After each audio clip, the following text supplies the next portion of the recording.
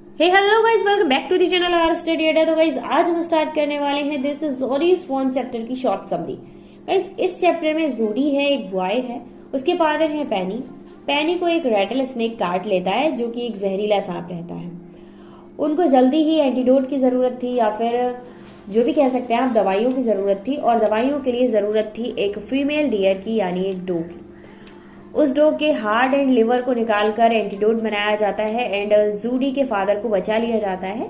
Judy देख रहा था उस छोटे से बेबी को जो कि उसी डॉग का था। वो अकेला खड़ा हुआ था क्योंकि अब उसकी मॉम इस दुनिया में नहीं रही थी। जूडी अपने फादर के पास जाता है और पूछता है कि आपकी हालत अब कैसी है। उसके फादर आंसर करते हैं कि अब मैं ठीक हूँ।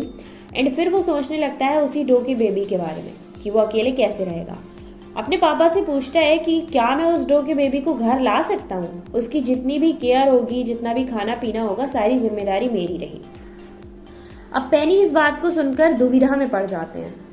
अब जूडी अपने फादर को एक फैक्ट देता है कि भाई जो डॉग का बेबी है उसको पालना बहुत ज्यादा मुश्किल नहीं रहेगा। जब तक वो हरी लीव्स खाना शुरू नहीं कर देता तब तक मैं अपने हिस्से का जो मिल्क है वो उसको देता रहूंगा। एंड उसकी मॉम को हमने मारा है अपने यूज के लिए, तो हमारी मतलब जिम्मेदारी बनती है उसको पालना। और वो अकेले रहेगा, अकेले जंगल में नहीं रह पाएगा क्योंकि उसकी मॉम नहीं है। और उसकी मॉम के साथ जितना भी गलत किया वो हम लोगों ने किया, तो उसकी जितनी भी रिस्पॉन्सिबिलिटी है वो हम पर बनती है। जूडी के फादर पेनी इस बात को परमिशन दे देते हैं और कहते हैं पहले अपनी मॉम से जाकर क्लियर कर लो, वे एग्री करती है तो तुम ले आओ। जूडी अपनी मॉम के पास जाता है, वो जाकर एक चेयर पे बैठ जाता है और उसकी मॉम जो होती है वो कप में कॉफी सर्व कर रही थी। जूडी डो के बेबी को घर लाने की बात अपनी मॉम से कहता है। उसकी मॉम एकदम शॉक हो जाती है और उनकी बिल्कुल भी इच्छा नहीं थी कि उस बेबी को घर पे लाया जाए, बट वो कहता है कि पापा ने परमिशन ग्रांट कर दी है तो अब हम उसको अकेला नहीं छोड़ सकते, मैं उसको घर पे ले आऊंगा। उसकी मॉम भी कहती है ठीक है ले आओ। इसके बाद डॉक्टर विल्सन और मिस्टर विल उसकी हेल्प करते हैं।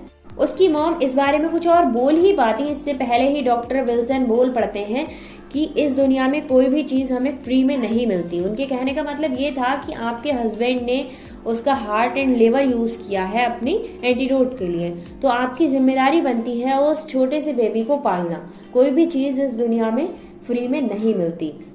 फिर मिस्टर विल ने जूडी को अपने हॉर्स पर बिठाया और वो लोग जंगल की तरफ निकल गए। और उसकी माँ लाचार हो चुकी थी, वो कुछ कह ही नहीं पाई कि भाई अब वो क्या कह सकती थी, ले आओ या ना ले आओ। लास्ट में जूडी कह देता है कि मैं अपने हिस्से का मिल्क उसे दे दूंगा और आप घर से कुछ भी मत देना खाने के लिए, मैं अपने हिस्से का जितना भी मिल्क होगा वो उस बेबी को दे दिया करूंगा।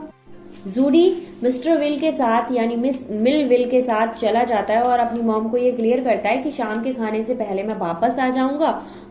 अब मिस्टर विल उससे पूछते हैं कि तुम्हें कैसे पता कि वो मेल है या फीमेल, तो वो उससे कहता है कि मेरे फादर ने बताया था कि जिस पर सीधी सीधी धारियां बनी होती हैं, मतलब जिस बेबी पर सीधी सीधी लाइनें बनी हुई होती हैं, वो एक मेल होता है।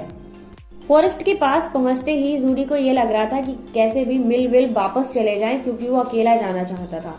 वो चाहता था कि जब मैं पहली बार डो के बेबी से मिलूं तो जो मेरी फीलिंग्स हैं वो कोई और ना देखे, या फिर मैं इतनी मुश्किल से यहाँ तक ढूंढने आया हूँ, हो सकता है वो बेबी मर गया हो और मुझे ना मिले, तो मैं ठीक है तो मेरा जो फेस होगा उदास वो ये ना देखे।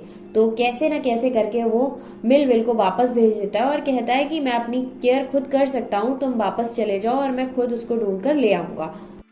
और वो पता है कहता क्या है मिस्टर विल से, वो कहता है कि आगे बहुत ज्यादा झाड़ियां हैं, आपका हॉर्स आगे नहीं जा पाएगा, इसलिए मैं आगे अकेला चला जाऊंगा, आप घर वापस चले जाइए।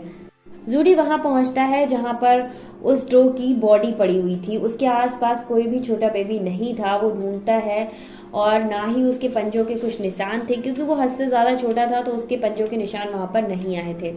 और तभी वो देखता है कि पास में ही कुछ हलचल हो रही थी, उसमें ही वो डो का बेबी बैठा हुआ था। जूडी उस बेबी को देखकर बहुत खुश हुआ। वो बेबी एकदम ठंड से कांप रहा था। वो इतना ज्यादा डरा हुआ था कि उसने जूडी को देखकर ना ही भागने की कोशिश की ना ही कुछ रिएक्ट किया।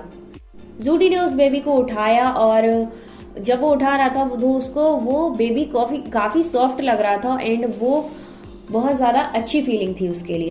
एक लंबा रास्ता तय करने के बाद पगडंडियों के रास्ते से वो होता हुआ सड़क पर आ गया और अपने घर की ओर वाली सड़क पर चलने लगा।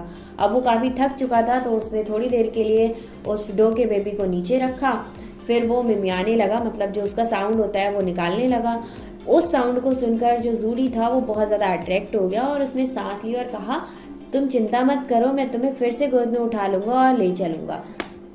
जूडी को याद आता है कि उसके फादर ने बताया है कि अगर किसी भी डो के बेबी को थोड़ी देर गोद में लेके चलो और फिर जमीन पे उतार दो तो वो अपने आप चलने लगता है। वही ट्रिक वो फॉलो करता है, बट पहली बार में वो पीछे पीछे नहीं चलता है। जब वो दोबारा थक जाता है, दोबारा से उस बेबी को जमीन पे रखता है तो वो उसके पीछे पीछे चलने लगता है।